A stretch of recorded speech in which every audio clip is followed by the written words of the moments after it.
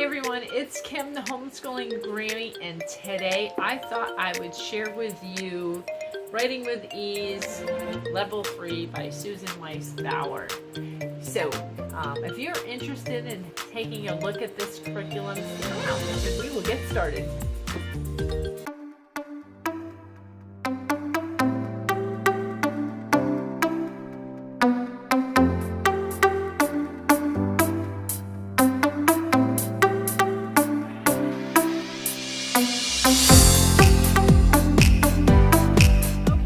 So if you are a regular subscriber to my channel or a regular viewer, and if you're not a regular subscriber, why aren't you? But anyways, if you are, you will know that we have been using Writing with Ease. This is our second year. We did level 2 last year. We're working on level 3 this year. Now this is a curriculum I would say is somewhat advanced, and we don't use it exactly like it's intended to be used. I tend to do that. I tend to tweak things to make them work for us. So I think what I'm gonna do to make it easier than me trying to be like, want to see this page? It's too hard. I'm gonna set it up so I can flip it around and I can actually show you a couple of lessons and just give you an idea of what this is like. We really like this. I think that it's been very beneficial to our homeschool. It is a little bit more parent intensive, I would say, than some of your other curriculums might be, but I don't mind that. I find for myself, I don't really like to write myself. And so this has helped in that area in teaching. Yeah, we tend to do it first. It's usually one of our first things that we do after, you know, we read Bible and that kind of stuff, because, yeah, I tend not to like the writing portion of homeschooling. If I were to say, I know a lot of people say their fear is math. Mine is writing. I don't know. I'm not a writer. So that's why I like this curriculum. So stick around. Let's take a look inside. Okay, so here we have it, Level 3, Writing with Ease by Susan Weiss Bauer, by the Well-Trained Mind. Yeah, so here we go. And like I said, we are doing Level 3, even though Hope is actually a 4th grader, and that is because it's just the level that she is at. I feel that it's kind of advanced. Or maybe it's just because I'm not a big writer myself. I don't know. So this is all you're going to need too. That's the beautiful part of this curriculum. This book, that's it. That's all you need. You buy the book. This is all that you need. You don't need to buy anything else. So here is the contents. There are 36 weeks, 35 weeks of instruction. The 36th week is an evaluation. So you actually do have the ability to photocopy. Schools and co-ops may not photocopy, but you may photocopy within your own family. And since, you know, I don't really have the need to do that, I just have the one child that I homeschool, I just go ahead and use this as a consumable. And so here we go. Here it has all of your reading selections. Like week 1 is The Straw, the Coal, and the Bean. Cat and Mouse in Partnership. Week 2 is Mr. Revere by Robert Lawson, and on and on and on. There's some C.S. Lewis. Let me see what else I can kind of give you a rundown. There's Bambi, King Arthur, Anne of Green Gables, Babe, Mrs. Pigglewiggle, Laura Ingalls Wilder. So there's, you know, all different reading selections that are going to be incorporated in this curriculum. So I'm going to go ahead and I'm going to skip through because I won't be able to show you the actual worksheets that go with it because she's already done them. So let me get to where we are at. So actually we just finished week 9, day 4. Yes, this is a 4-day-a-week program. If I didn't mention that already. So this is done over 4 days instead of 5, which I like. Leave some wiggle room. So we are on week number 10. Actually, that's what we'll be doing tomorrow. And if you're wondering what day of the week it is, today is Wednesday. So yes, I am not one of those people that cares what day of the week it falls on. The beginning of the new week does not have to be on Monday. It can be whenever we left off at last. So here we go for week 10, day 1. Day 1 is a narration exercise. So what you're going to do for this particular day is it says pull out student pages 69 and 70 and 71. So you're going to go back here and you're going to pull out pages 69, 70, and 71. Here is this reading selection is going to be from Farmer Boy by Laura Ingalls Wilder. And then there's going to be the narration exercise for this day. So it says to have your child either read aloud to you or to read to themselves this particular passage.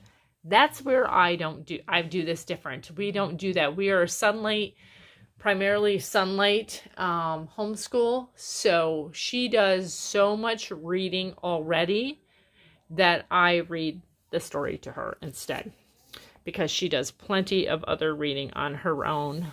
So I use that part as a read aloud. So then after the read aloud in this particular lesson, it says the focus is identifying the essential details in a passage. So as it says, allow the students to read the story, either silently or aloud, and help the student begin to identify the central details in the narrative by asking the following questions. He should try to answer these questions without looking back at the story, but if he cannot remember an answer after thinking for a few minutes, allow him to reread and remind him to answer in complete sentences. So that's the big thing. You want your child to answer all questions in complete sentences. And so here is what the instructor will say. There were 2 kinds of horses in the horse barn. What were they? The student should say something to the effect of 3-year-old colts and sedate workhorses were in the barn.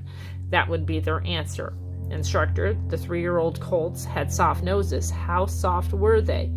The student would answer, they were as soft as velvet. So they can't just say soft as velvet. They have to answer in a complete sentence. So you would continue going ahead, doing this narration back and forth with them, asking questions. And like I said, I read aloud to her. So after I'm done reading, we go back. And if she doesn't remember, sometimes I've had to read the whole passage over again, which is fine. The whole point is to get her comfortable with recalling what she has read and answering in complete sentences.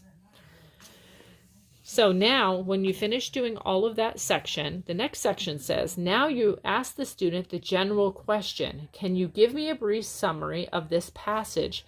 The student should be able to answer by listing details about the animals, the horses and the calves, and about Almanzo's duties at the barn.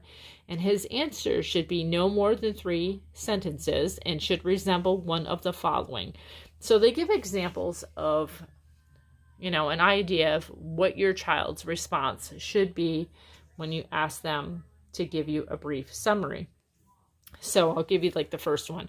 Almanzo had to clean out the stalls where the horses, cows, and sheep lived. He loved to see the colts, but he was not allowed to touch them. He had 2 calves of his own named Star and Bright.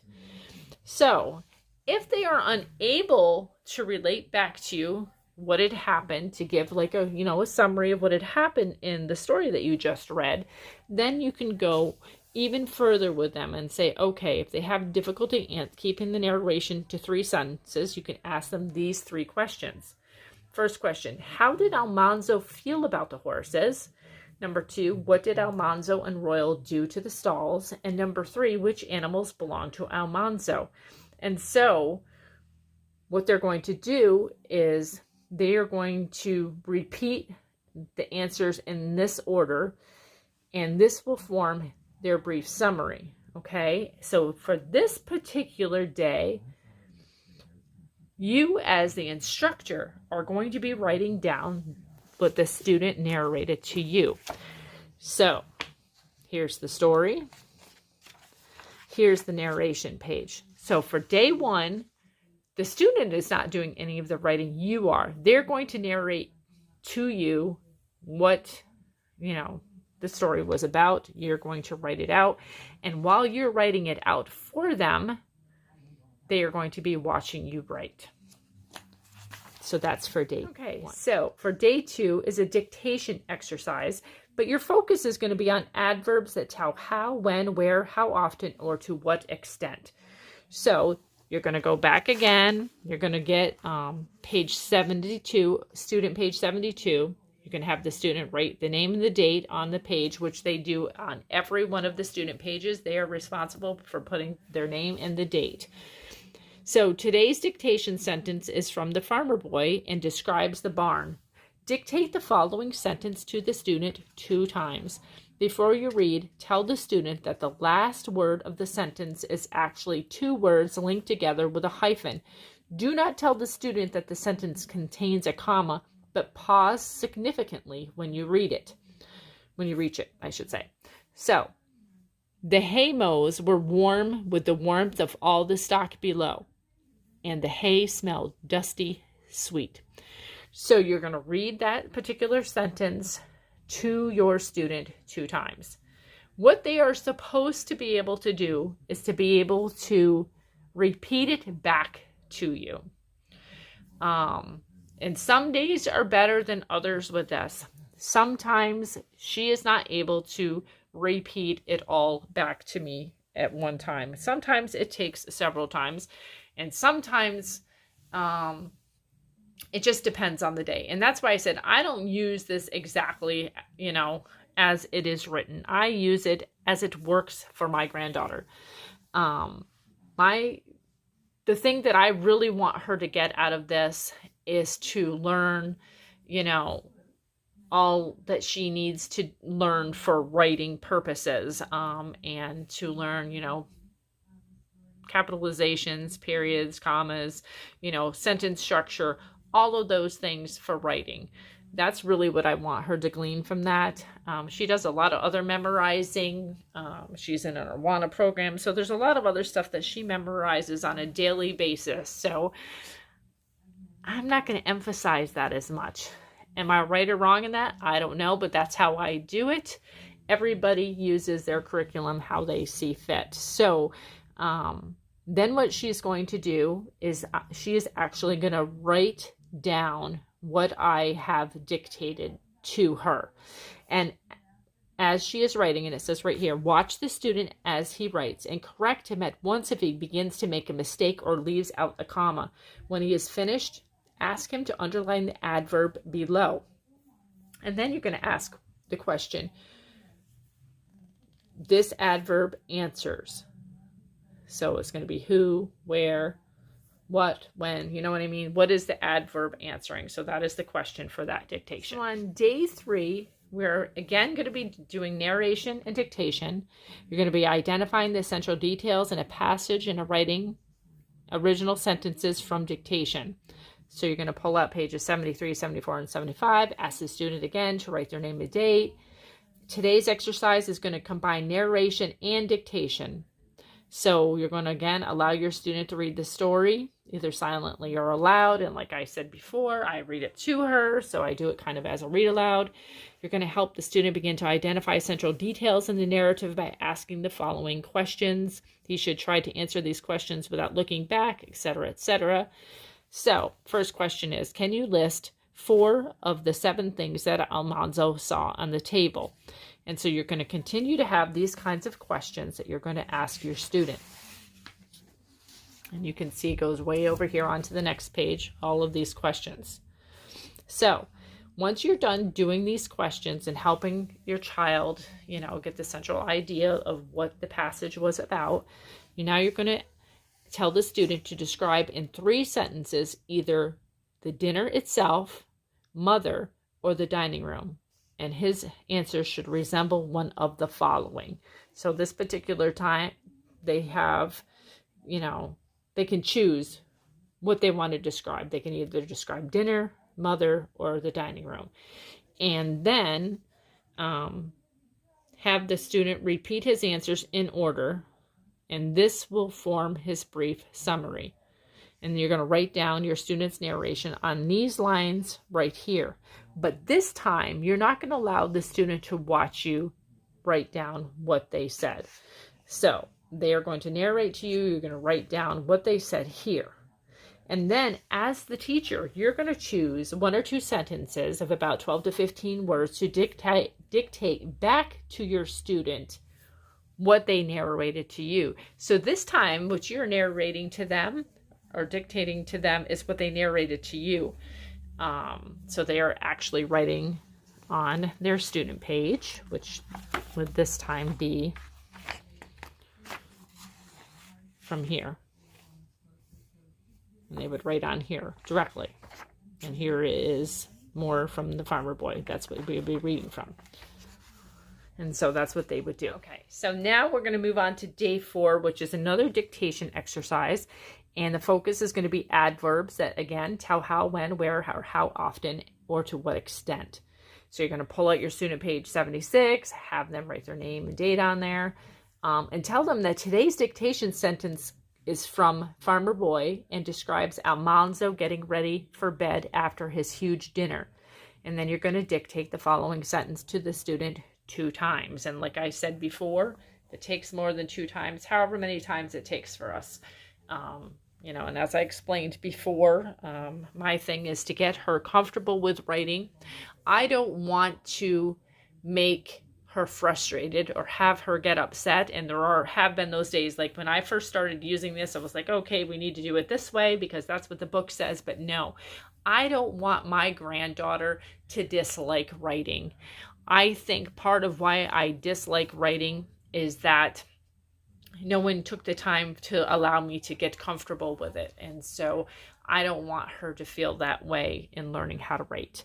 So this particular sentence is: the bedroom was so cold that he could hardly unbutton his clothes and put on his long woolen nightshirt and nightcap.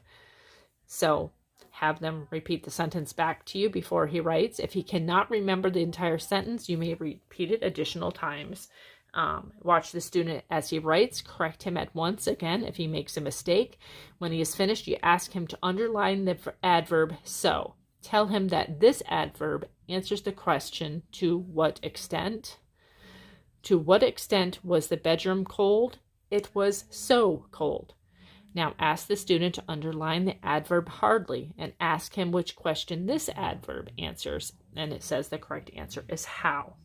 How could he unbutton his clothes? He could hardly unbutton his clothes. Okay, you all, I tried to make that as simple as I could, but as you can see, this is a very thorough curriculum. And it is very teacher intensive. So if teacher intensive isn't your thing, then this probably isn't for you. And you know, there are days that I'm like, oh, wow. But the dictation days make it a little easier. They don't take nearly as long as the narration and dictation days take. But I have found that with me, you know, reading the passages to her, that takes some of the pressure off of her. Because like I said, she has enough other reading that she needs to do that I don't find that it's necessary. And she, you know, likes to read, and I don't want her to stop liking to read because, you know, she's associating with this learning to write. And yeah, I'm just trying to keep everybody happy all the way around. But yeah, I highly recommend this. I think it's a great curriculum. I think that, and it's very cost effective. I don't remember what I paid for it, but I can tell you at the back of the book is $36.95. Consumable. But you figure, if you know, if you're going to hold on to this and use it for future students, like if you are a larger family, because you are allowed to, you know, make copies, you can't beat the price. For real. Like, you can't beat the price. So I hope that this was a blessing to you. God bless, and I will see you in the next video.